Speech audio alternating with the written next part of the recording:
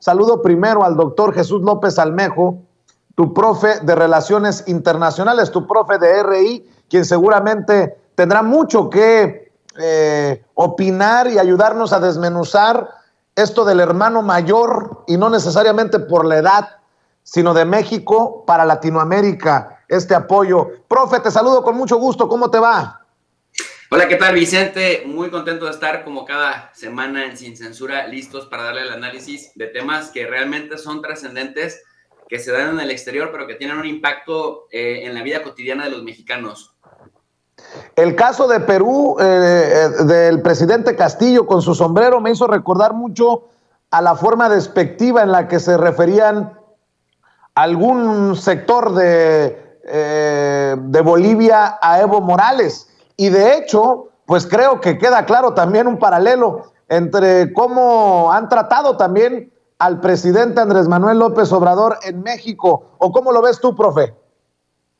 Sin duda alguna, mi querido Vicente, mira, algo que ha derrotado moralmente a los partidos de centro derecha y de ultraderecha es precisamente que se centran más en la forma, elaboran formas rígidas, elaboran protocolos de cómo expresarse, elaboran protocolos de supuestamente cómo operar, cómo materializar una política pública, elaboran protocolos para hacer nombramientos de gabinete, para destituciones, etcétera.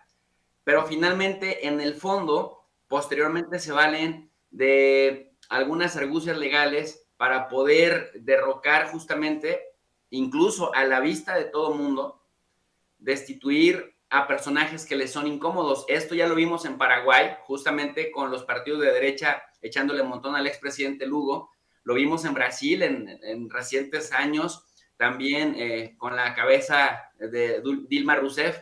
Y para saber que la cuestión no era meramente jurídica, sino política, era politiquería barata de la derecha, pues ella terminó, y una vez que le quitaron del juicio político, que le quitaron la presidencia de la República, quedó libre. O sea, ya no siguieron más allá en el plano de llevarla a rendir cuentas ante la justicia.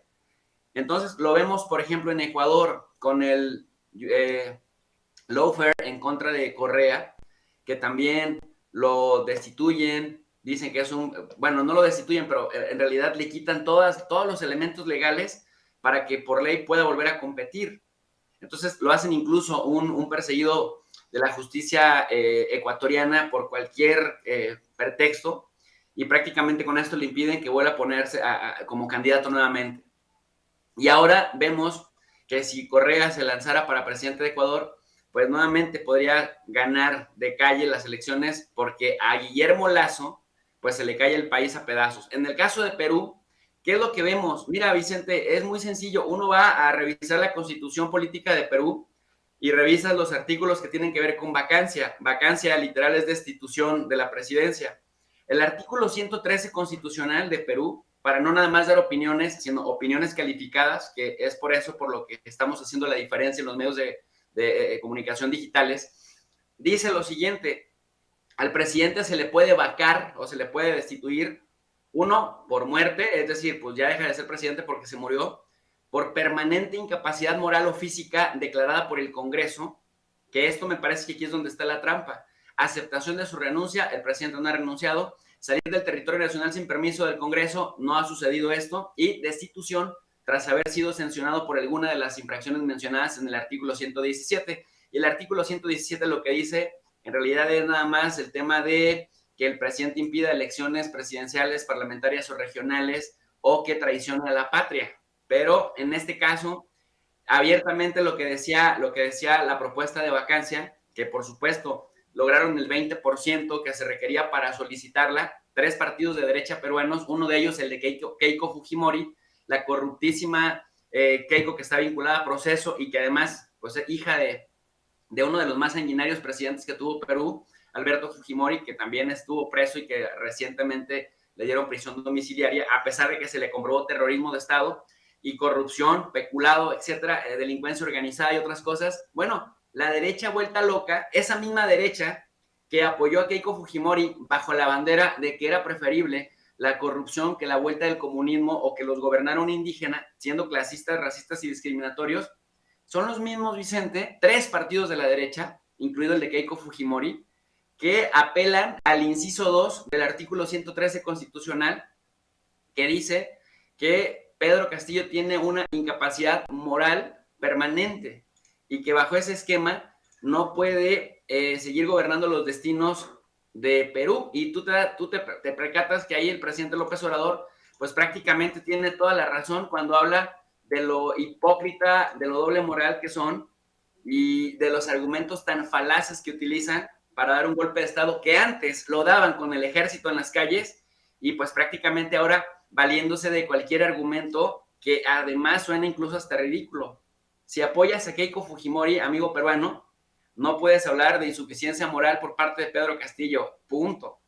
Y ese es el asunto. Entonces, yo, fíjate, Vicente, ayer en el canal de tu profe de RI, dediqué todo un programa completo en la noche a analizar el caso justamente de Pedro Castillo. Alguien me criticó y me dijo, oye, profe, el tema ya es viejo, el tema ya es del lunes, del 13 de diciembre. Pero yo había estado viendo, había dado seguimiento a la distancia, las declaraciones de Carmen Aristegui, de López Dóriga y de algunos otros personajes que de verdad muy lamentables, hablando justamente de que México estaba interviniendo. Y yo le decía a mi audiencia, no está interviniendo. Así como hay un principio de no intervención, hay otro que se llama autodeterminación de los pueblos y hay otro, y ese es el importante, cooperación internacional para el desarrollo, además de la promoción de los derechos humanos, que también está en la fracción 10 del artículo 89 de la Constitución Política de los Estados Unidos Mexicanos. Y hoy el presidente López Obrador, dicen que cuando no estás de acuerdo con alguien, le dejes las cosas al tiempo. Y hoy el presidente López Obrador parece que hubiera visto el canal de tu profe de RI porque repitió exactamente lo que yo dije ayer por la noche. Es el principio de cooperación internacional el que en una relación respetuosa, diplomática y habitual nos motiva a prestar cualquier tipo de ayuda que necesite Perú. Y el hecho de que mandes a 2 personajes claves de la administración, tanto de la Secretaría del Bienestar como de la Secretaría de Hacienda, Vicente, a compartir experiencias exitosas de lo que ha funcionado en nuestro país, pues eso para nada, o sea, eso elimina cualquier posibilidad de intervención, aunque la derecha rancia y moralmente derrotada de Perú, representada por el presidente de la Comisión de Relaciones Exteriores del Congreso, que es un Congreso unicameral, haya incluso solicitado hasta sanciones para la delegación mexicana que fue a compartir experiencias de éxito en México. Entonces, ¿te imaginas la derecha, que es muy escrupulosa para este tipo de cosas y muy inquisidora, que como hacha quieren cortar cabezas en cuanto perciben que algo no les gusta? Esos mismos son muy laxos al momento de medir la corrupción de sus propias personas a las que se dedican a defender a capa y espada. Así que, pues nuevamente se les cae el teatro, Vicente, porque no pudieron ni siquiera comprobar la intervención, por más que actuaron de manera combinada tanto la derecha peruana como la derecha mexicana a partir de sus voceros oficiales en los medios de comunicación. Profe, se me viene a la mente cuando hablas de derecha rancia, todos estos dichos de Hitler, de el 68, del golpe de Estado. Por cierto, si me permites preguntarte tu opinión, déjame proyectar el audio de parte de la conversación que sostuvieron Sergio Aguayo, el académico Sergio Aguayo, que casi dice que Andrés Manuel es Andrés Manuel Díaz Ordaz, al comparar el conflicto del CIDE con lo ocurrido en el 68.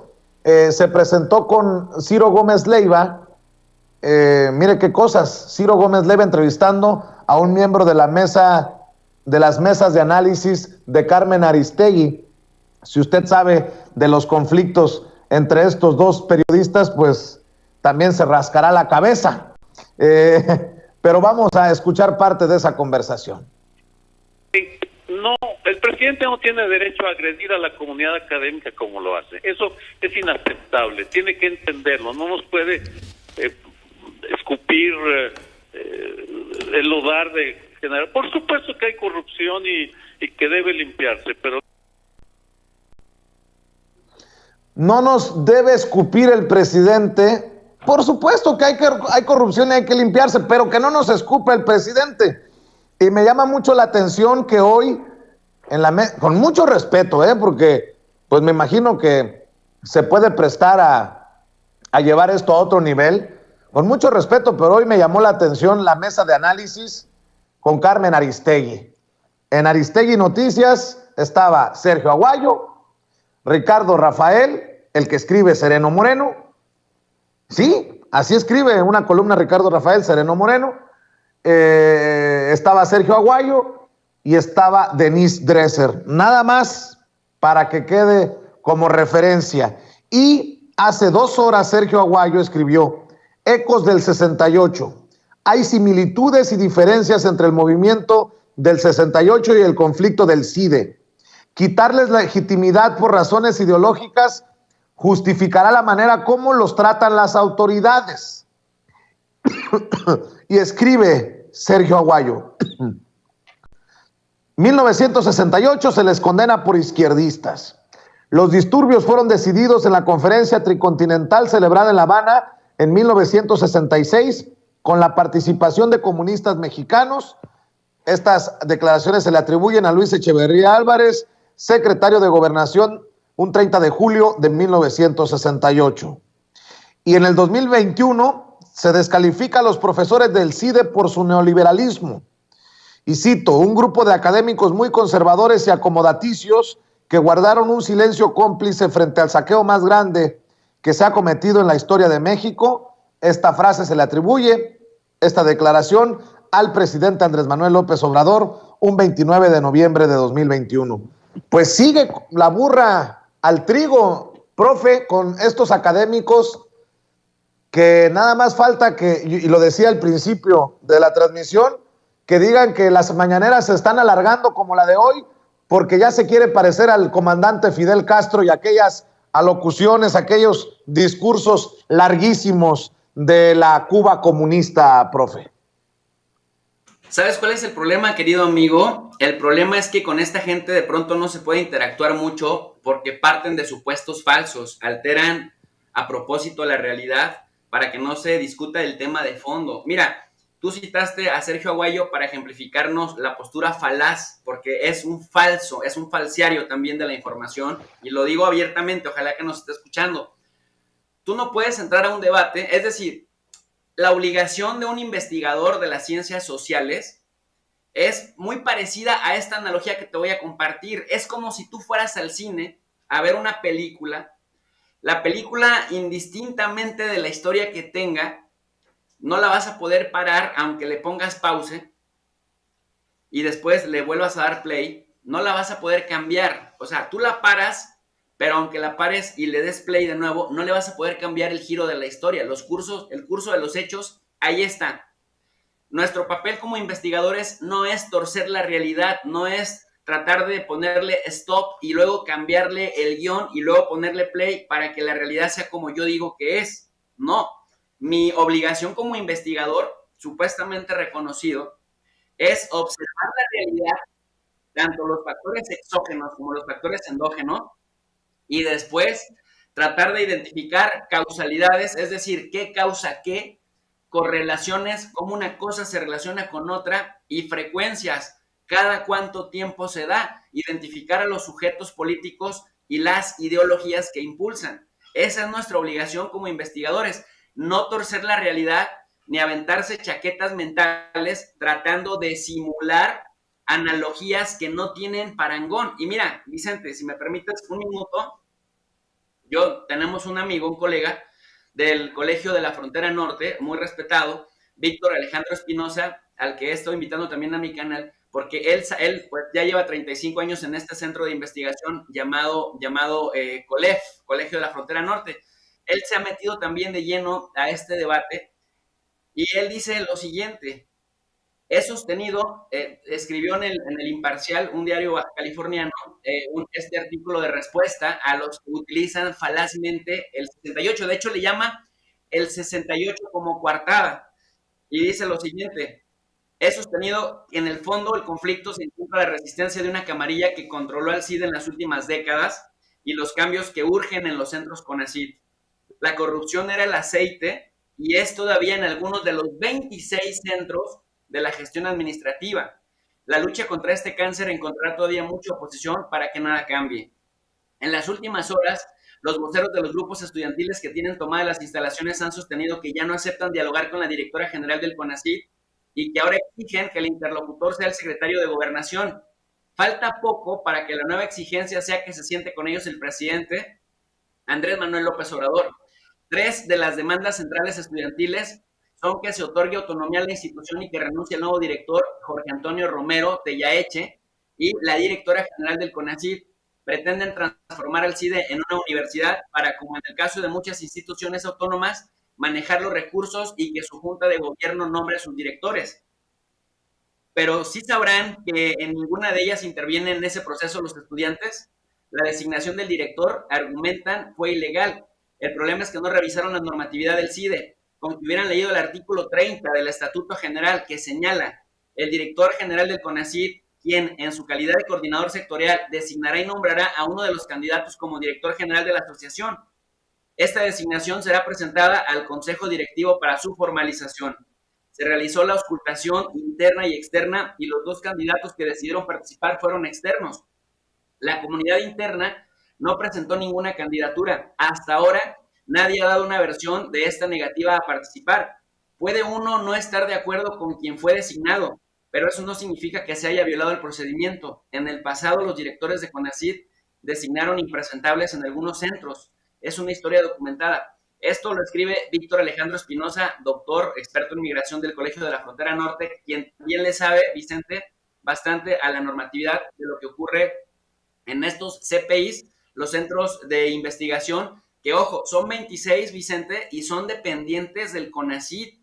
Eso de que luchan por la autonomía, pobrecitos, güey, perdón, no es universidad, es un centro de investigación supeditado al Centro Machuchón, que es el Consejo Nacional de Ciencia y Tecnología, y ahí no vale que digan que hay autonomía, porque si no la pidieron con Peña Nieto, no la pidieron con Calderón y no la exigieron con Fox, porque ellos mismos te argumentaban, es que no somos universidad.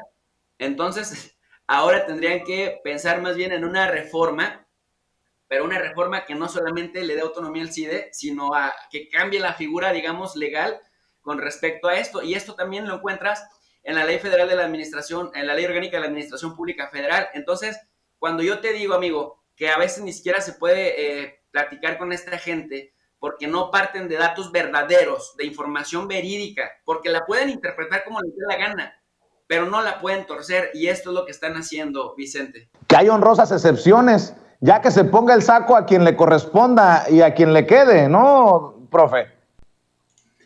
Es que mira, es muy concreto. Si de verdad quisieran ellos elevar el nivel de análisis, si de verdad quisieran una sociedad posmoderna, como la que plantean en muchas de sus publicaciones, y de verdad quisieran un diálogo más civilizado y menos polarizante, que supuestamente es lo que les interesa, deberíamos de partir de que efectivamente podemos tener diferencias en la interpretación de un mismo fenómeno.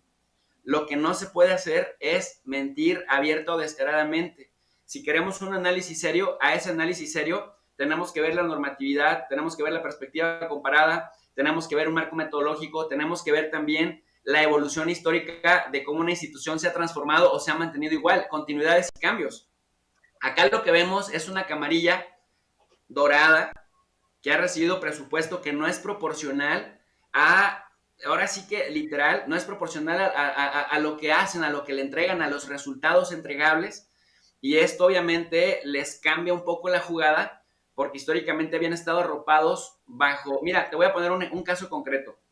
Si hoy el CIDE abriera una convocatoria para una plaza de tiempo completo, te exigirían por lo menos un doctorado, te exigirían que fueras miembro del Sistema Nacional de Investigadores y quizá hasta un par de idiomas y tal vez un postdoctorado. Pero resulta que cuando tú revisas a ex profesores que fueron diputados o que tuvieron algún cargo político, ya sea en alguna subsecretaría o en alguna secretaría misma, te lo digo concreto, por ejemplo, Salomón Chertorivsky y el caso, por ejemplo, de Carlos Heredia, muchos de ellos ni siquiera tenían doctorado. Entonces, a muchos de ellos les empezaron a dar el grado posteriormente.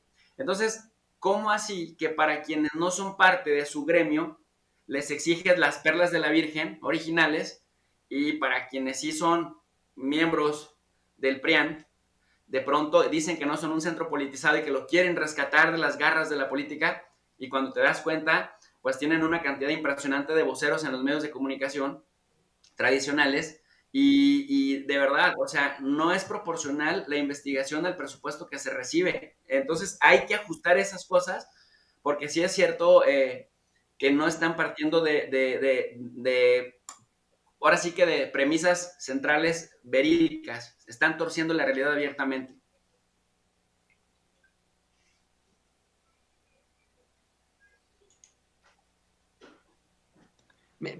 Querido Jesús López Almejo, te habla Toño Ruiz, con mucho gusto. Nos parece que perdimos desafortunadamente a Vicente Serrano y le quiero preguntar a mi equipo si ya podemos, a partir de este momento, teniendo a Jesús López Almejo, al profe Jesús López Almejo, comenzar la mesa de análisis junto con Jesús Lemus. ¿Ya tenemos también en línea a Jesús Lemus? No. Bueno, pues creo que todavía quedan sobre la mesa muchos temas internacionales dignos de poder platicar contigo, Jesús López Almejo. Estabas hace unos momentos hablando con Vicente, pues sobre estas comparaciones tan nefastas que se hacen del presidente López Obrador y en esto en torno al conflicto del CIDE. Pero aquí le voy a pedir a don David que nos grabe.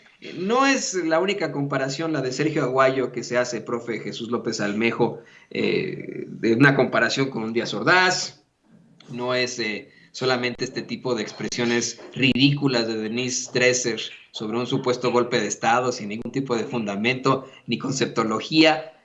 También tenemos a un personaje que se hace pasar por un poeta y que es emanado precisamente de las esferas del poder, él y su familia, que asegura que el presidente López Obrador tiene muchos tintes cercanos vamos, a Adolf Hitler y a la Alemania que sufrió del nacionalsocialismo entre 1930 y el fin de la Segunda Guerra Mundial. Ayer, de hecho, querido Jesús López Almejo, hicimos un análisis con varios compañeros, pero creo que tú tendrías muchísima más fuerza en esta voz, en el análisis de los postulados si me lo permites decir, muy pseudointelectuales de un personaje como Javier Sicilia, pues vamos, la figura del presidente López Obrador, un hombre de izquierda, un hombre que no tiene ningún comparativo con la ultraderecha que planteó Adolf Hitler, una ultraderecha violenta, racista, represiva, ¿no? Entonces queríamos preguntarte también tu opinión acerca de estas comparaciones. Mira, esto afortunadamente, mi querido Antonio, te saludo con mucho gusto y te mando un abrazo. Afortunadamente, nuevamente entra en los parámetros que estábamos mencionando. La cosa es que es muy complicado discutir con ellos porque parten de falacias. La falacia principal de Denise Dresser, que se siente del ITAM y se siente moralmente superior al resto de la población porque dice que habla idiomas y que no es su problema si los demás no hablan idiomas.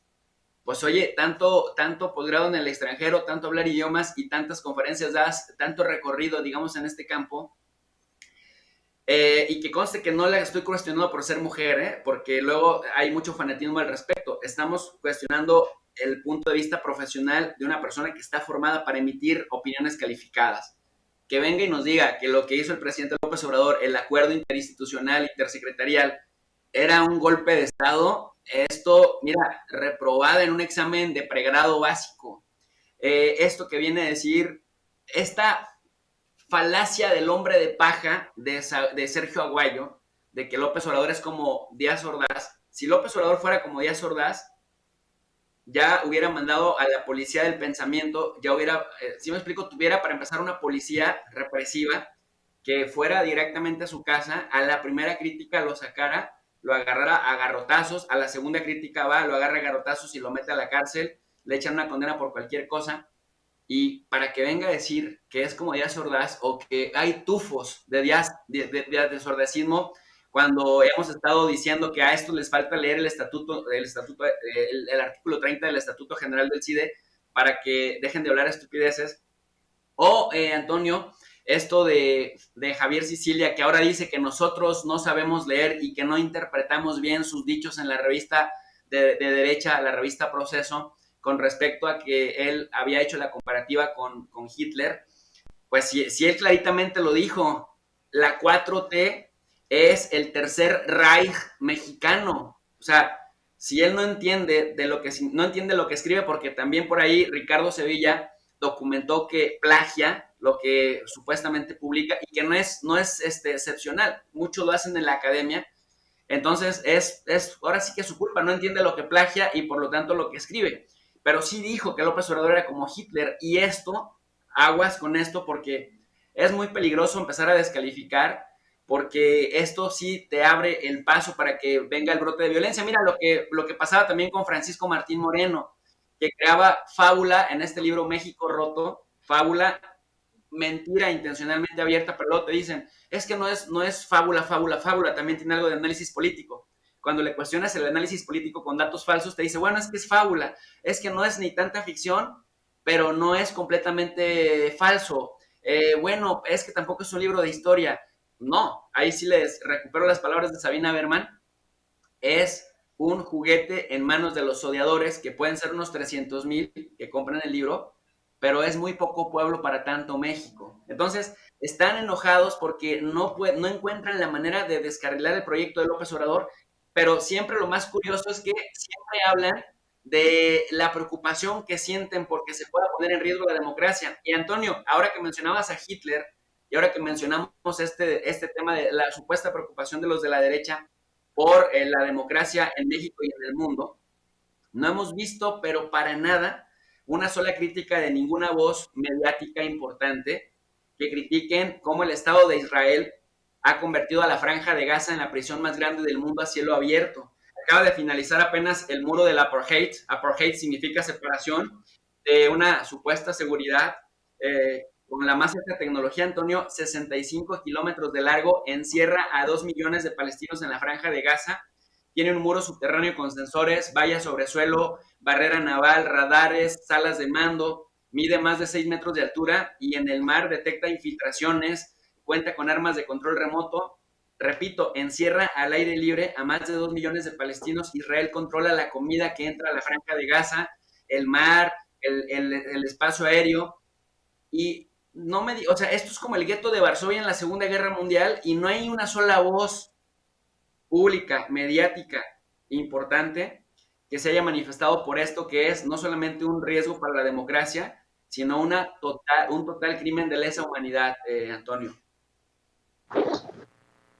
Profe, déjame entrar a mí aquí y le agradezco a Toño que siempre está al pendiente para sacarme de aprietos por estas conexiones que nos hacen quedar mal en muchas ocasiones. Profe, de hecho hay un artículo muy interesante de Violeta Vázquez Rojas, no sé si lo leíste, lo titula Unos tipos extraños llamados intelectuales, que publican en el chamuco.com.mx, y no sé si te pueda compartir un poco para que me des tu opinión, porque esto es interesantísimo y me emociona que la audiencia, que en algún momento le dijeron a la audiencia que los intelectuales estaban en otro nivel, los académicos estaban en otro nivel, que tú lo pongas en estos términos tan, pues, para todos, te propulsa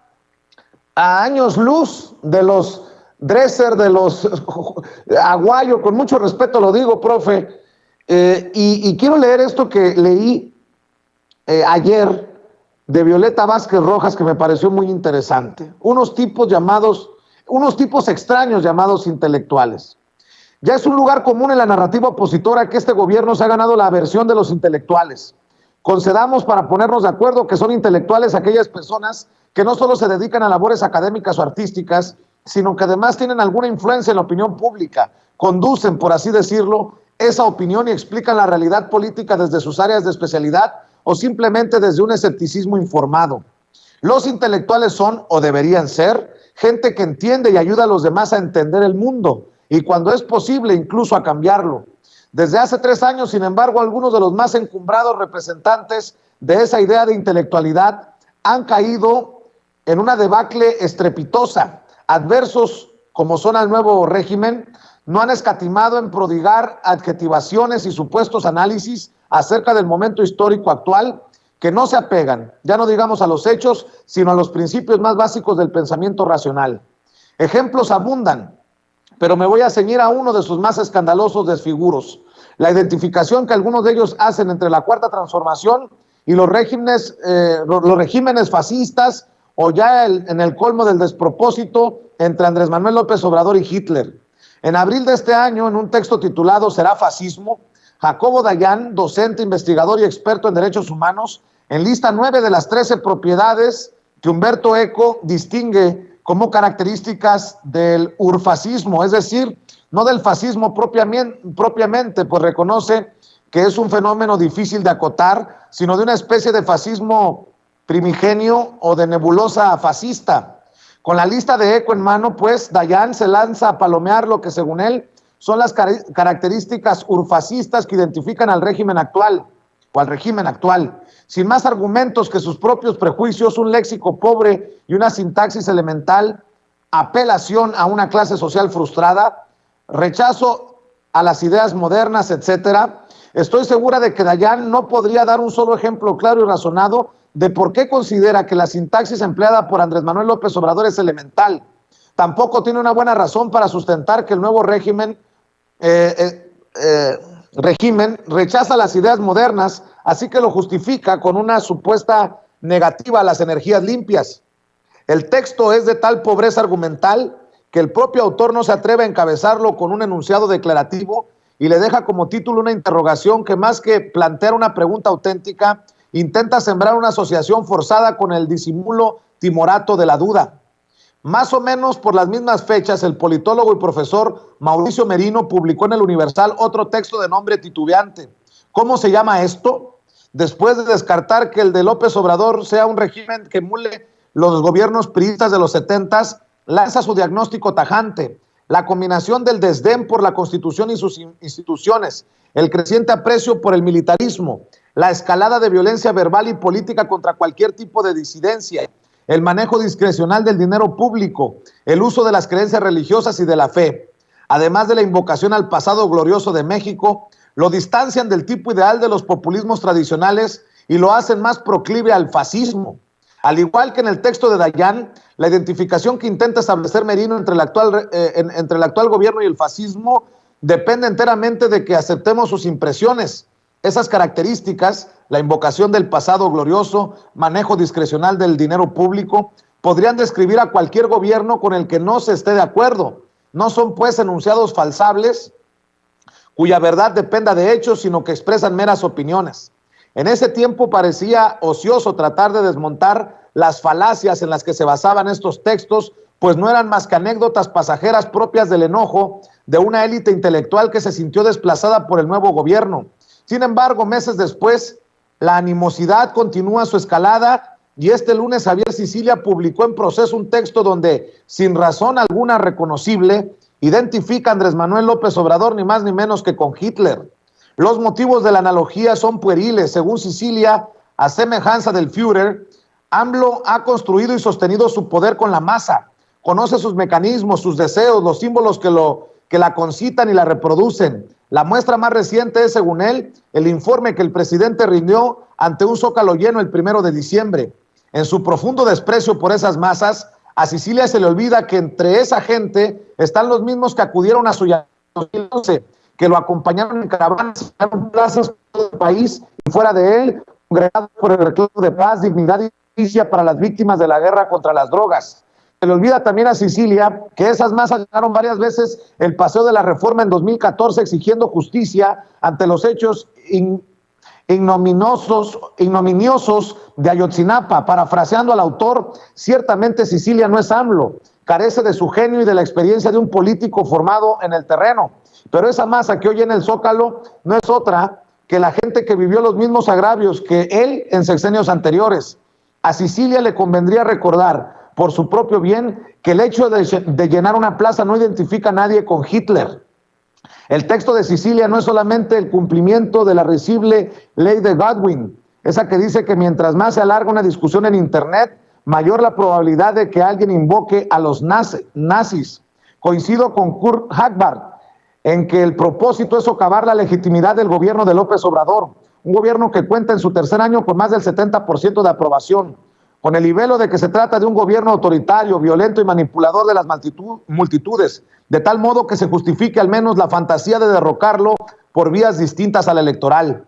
La insidia sembrada por los textos de Dayani Merino no se quedó en un mero incidente de abril, sino que siguió escalando hasta el texto vergonzante publicado ahora por Sicilia. Por absurdos, desproporcionados y falaces que sean estos escritos, creo que lo propio no es ignorarlos, sino señalar abiertamente su falta de temor al ridículo. Una cosa queda clara: si la labor de los intelectuales es entender y ayudar a entender la realidad política, las distorsiones y exageraciones que estos tres autores tratan de presentar como análisis hacen pensar que claudicaron de su labor y que el nombre de intelectuales les empieza a quedar grande. Dice Violeta Vázquez Rojas Maldonado, doctora en lingüística por la Universidad de Nueva York, profesora investigadora en el Colegio de México y a quien hemos entrevistado en algunas ocasiones aquí en Sin Censura. Profe, es extenso el texto, te agradezco tu paciencia, pero creo que también nos ayuda a encajar mucho de lo que estás desmenuzando para la audiencia hoy. Definitivamente, querido Vicente, y fíjate que mientras te escuchaba, recordé que no hace mucho hay un chico tuitero, Héctor Alejandro Quintanar, que creo que tiene un posgrado en ciencia política, que se aventó un muy buen análisis de lo que él denomina la chumelización del debate público.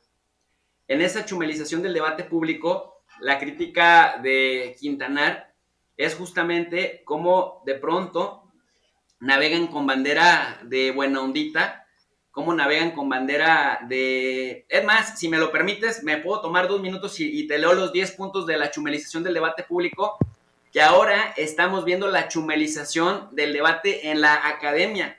Quienes creíamos que eran serios, a quienes Televisa, el Reforma, el Universal, TV Azteca, nos vendían como los grandes analistas, Vicente, se están desenmascarando y cada vez se parecen más a Chumel Torres que a lo que describía Edward Said en Las representaciones del intelectual, este libro de 1994 que surge como parte de las conferencias magistrales que dio en las conferencias del ciclo de Reed en el Reino Unido. Edward Said hablaba del intelectual como aquella persona cuya misión consistía en pensar, ¿no? Comprometido sí con su tiempo, pero desafiando al poder, defendiendo su independencia de criterio, y se refería no solamente al poder, el poder político, sino también al poder económico. Entonces, lejos de ese concepto de cómo Edward Said, este palestino estadounidense, que fue profesor, por ejemplo, de la universidad, ellos a los fifís de acá que tanto respetan a la NYU, a la Universidad de Nueva York, pues decirles que Edward Said, que fue profesor de literatura, consideraba que los intelectuales no tendrían que tener compromisos con el poder, ni poder empresarial, ni poder económico, ni con el poder religioso, y tampoco con el poder político. Y lo que acá vemos es que nuestros intelectuales son lo que decía Edward Said en esta obra, de los dioses que siempre defraudan. Los dioses que defraudan son justamente estos que son más chumeles en la academia que intelectuales en la academia. Y entonces decía Héctor Alejandro Quintanar, le doy todo el crédito porque la verdad morí de risa, dice, punto número 1, ponderarás siempre lo que crees por encima de lo que sabes. Primero va tu ideología que la ciencia. Demuéstrale al mundo que es un gran mérito que lleves tantos años de tu vida acumulando ignorancia. Punto número 2, todas las opiniones tienen el mismo valor. En el debate público, tu bravata malinformada puede tener el mismo peso que la opinión mesurada de un especialista. Y aquí me remito a pensar en Lili Telles desafiando al doctor Hugo López-Gatell y creyendo que sabe más que él, por ejemplo. El punto número 3 para convertirte en un chumel en el debate público es, recuerda, si tú espetas distorsiones y falacias, espectoras prejuicios discriminadores y lanzas invectivas majaderas, ahí es libertad de expresión. Ojo, si alguien te desmiente, replica y defiéndete. Procura rodar como lombriz alada, revolcarte cual poseso endemoniado en el suelo y proferir aladiros llorones de Neymar cuando invoquen la segunda parte de este postulado. Punto número 4. Siempre concentra tu sevicia disfrazada de críticas y mofas en contra de las víctimas, nunca de los victimarios.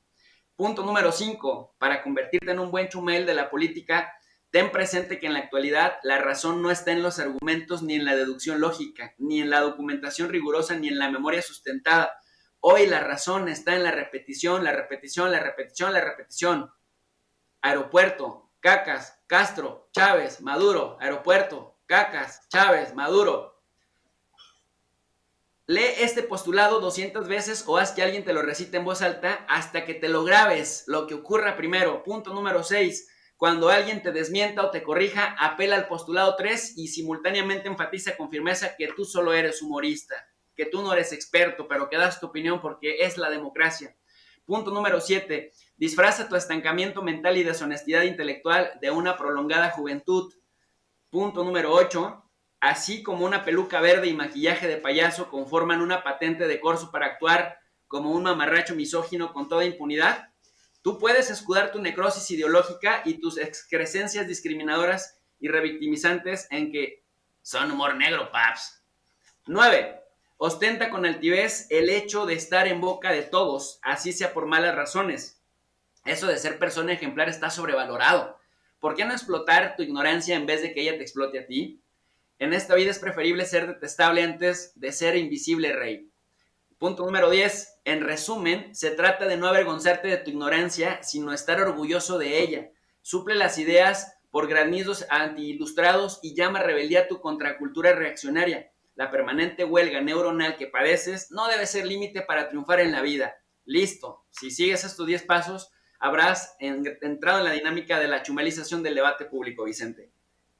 Y esto lo vemos cada vez más, desafortunadamente. Creo que a algunos les queda en el mundo académico y en el mundo intelectual, mi querido profe, como bien lo dices. Está cabrón, pero creo que es importante no callar y no nos callaremos. Es más, déjame cerrar esta muy interesante, muy reveladora, muy pedagógica conversación, mi querido profe, con esta caricatura de José Hernández, uno de los mejores moneros de México. Besos y analogías. Vemos a Javier Sicilia dándole un beso a Adolfo Hitler. Tú sí fuiste un genio. Qué fuerte, profe, para cerrar. Pues mira, Vicente, ¿qué te puedo decir? El poeta plagiario Besucón terminó ahogado en su propia ira. Y la verdad es que es muy lamentable porque, te digo, los medios de comunicación tradicionales nos vendieron a estos personajes como ejemplares, como los eficientes, como los analistas, como los grandes próceres de la libertad, de la sociedad civil organizada. Y nos damos cuenta que es como dice López Obrador, hoy lo dijo en la mañanera, por decirlo menos, son unos farsantes.